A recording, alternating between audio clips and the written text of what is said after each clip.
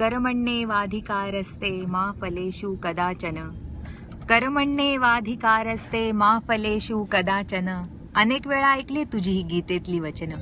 तुला काय जातंय सांगायला, इथे आम्हाला लागतंय भोगायला. तुला काय जातंय सांगायला, इथे आम्हाला लागतंय भोगायला. हो हो कबूल आहे, तूही भोगत होतास. अरे पण मानव अवतारात असलास तरी शेवटी तू देवच होतास. आम्ही साधारण माणसं इतकी सहनशक्ती कुठून आणणार. होत असलेले अन्याय केवळ अगतिकतेनं बघत राहणार. त्या कंसानं स्वतःचा जीव वाचावा म्हणून दुसऱ्याची पोरं मारली. त्या कंसानं स्वतःचा जीव वाचावा म्हणून दुसऱ्याची पोरं मारली. ती तुझी भावंड होती म्हणून का तू त्याला लगेच शिक्षा केली. अरे या कलियुगातल्या कंसांपेक्षा तुझा मामा बराच म्हणावा. कोणी पुत्रप्राप्तीच्या हव्याचा पायी का पोटच्या पोरीचा गर्भावस्थेतच जीव घ्यावा. आणखी किती मुली इथे जन्मण्याआधीच मारल्या जाणार. त्या कंसाचा वध केलास, ह्यांना शासन कधी करणार. आणि काय रे, एका द्रौपदीला वस्त्रे पुरवून तू स्वतःला देव म्हणवतोस.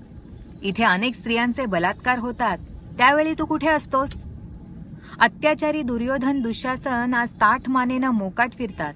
अन्याय झालेल्या स्त्रीला मात्र सामाजिक घाव झेलावे लागतात. सत्तेसाठी लोचट अनेक धृतराष्ट्र अजूनही इथे जगतायत.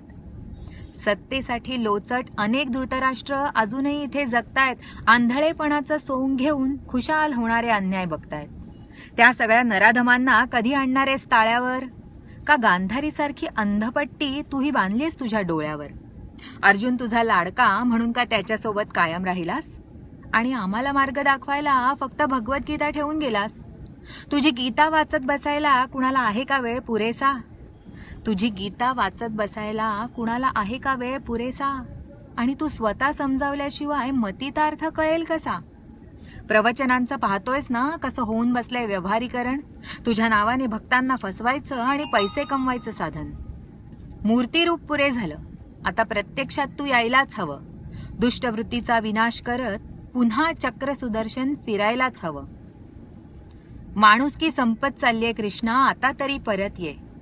माणुसकी संपत चाललीये कृष्णा, आता तरी परत ये. कलियुगाचा उद्धार कर, पुन्हा एकदा अवतार घे. कलियुगाचा उद्धार कर, पुन्हा एकदा अवतार घे.